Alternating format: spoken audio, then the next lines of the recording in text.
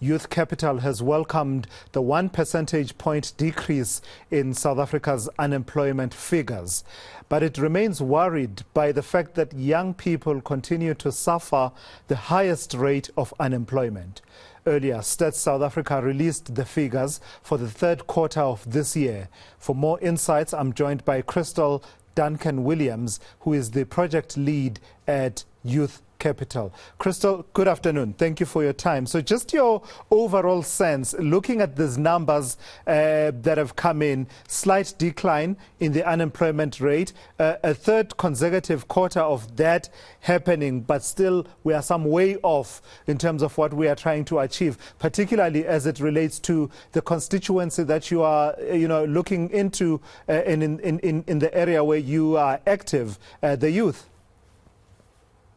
Absolutely, Tulisizwe. So I think we must always celebrate the small wins, otherwise we can feel like we're getting nowhere. But we have to acknowledge that it's a small win. We still aren't at pre-COVID employment rates, and even before COVID started, young people in this country were in a very precarious situation, facing many roadblocks in their journey from learning to economic productivity, and we need to acknowledge the roadblocks that young people face along their journey. If we are really going to start tackling the problem, we need to address the situation with new solutions and innovative thinking, because clearly what we're doing now isn't shifting the needle quite enough.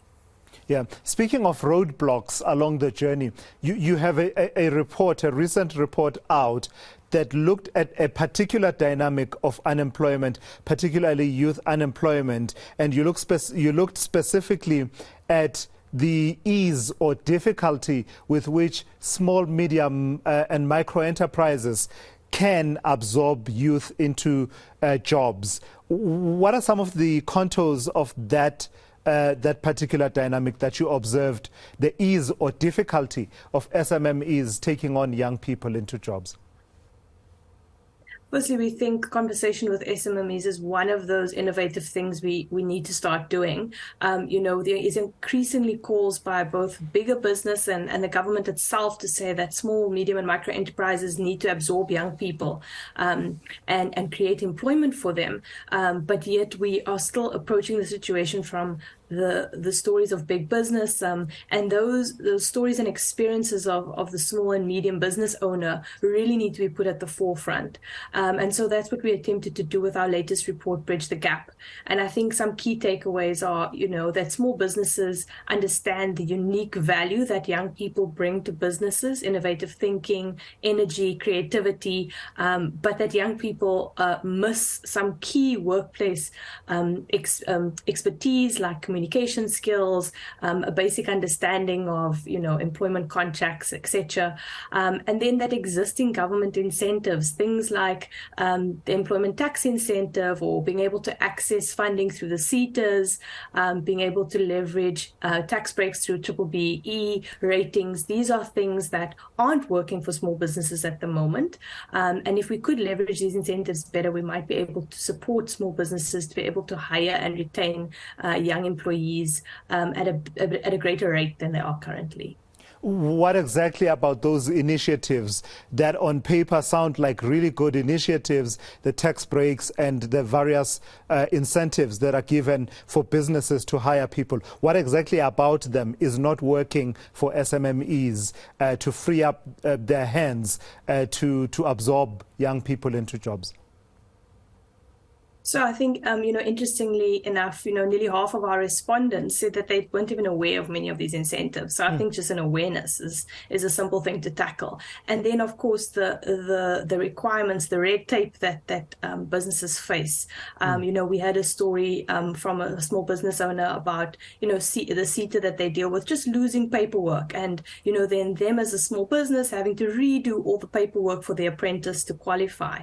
Stories like this, when you're a small business, business, you don't have a lot of staff that can follow up on these kinds of things. And so we really need processes that are a bit more streamlined. Another interesting finding that I was unexpected for me is that, young businesses were saying they were very willing to provide ongoing mentorship and training in exchange for financial incentives to hire young people, and less likely to be tax compliant, which I thought was interesting. So these are just some of the insights from the report. Yeah, and these are important insights, Kristal, and I don't know, I'm going to dwell on them for a little bit, because the whole idea is that if you are a small, medium enterprise, you don't have a big legal department that will troll through all the various provisions and policies and show you that, if you take on this young person, this is where you can recoup some of that and actually claim tax breaks. This is where you can have their stipends or salaries sponsored and subsidized by government. So that, in essence, is the problem that this report has identified. So I imagine then that the solutions include a sort of ramping up of awareness, communication of these programs and incentives, as well as easing up the red tape around them, right? Absolutely. I mean, we highlight a number of practical solutions for all stakeholders. So government, young people themselves, small and medium and micro business owners themselves, as well as youth employment programs. Another thing about having a small staff component, like you mentioned, is just not having an HR department to vet and find the right candidate. And so often what happens is small businesses, hire the wrong person for the job. It's just not a good fit for the business. It's not a good fit for the culture, and it ends up ending badly on both sides.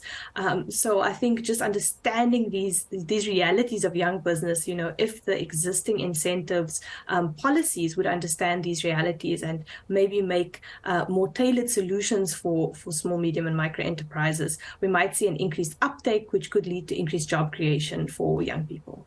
Who should drive that conversation, Kristal, towards addressing these issues that have been identified in your Bridge the Gap report? Should it be coming from the level of the presidency, given that he's the main person seized with dealing with this issue of unemployment and has become really one of his main programs of his presidency? Or should it be at the level of the minister, the various ministers that interact with the various initiatives and pieces of legislation? Or other options being that it should be left to the private sector to navigate this, to lead the navigation? I think that it's unrealistic to ask small businesses to lead that. They're just trying to survive. And so it's really up to the likes of organizations like ours to advocate and lobby on their behalf to the president, as well as the various ministers. I think the president himself has made very specific reference to small, medium and micro enterprises having to hire young people. And so I think it's something that is on his radar. And I think if he is really keen on shifting that needle and really opening the door for these businesses to be able to, take him up on the challenge, then I think it starts with him and the presidential task team who are leading the Presidential Youth Employment Initiative and various other employment initiatives around youth employment. All right. Thank you for your time and your insights here on eNCA. That's Kristal Duncan-Williams from Youth Capital, where she is project lead there, weighing in on the unemployment figures, particularly one dynamic that has to do with awareness and red tape around initiatives meant to unlock youth employment by small and medium enterprises.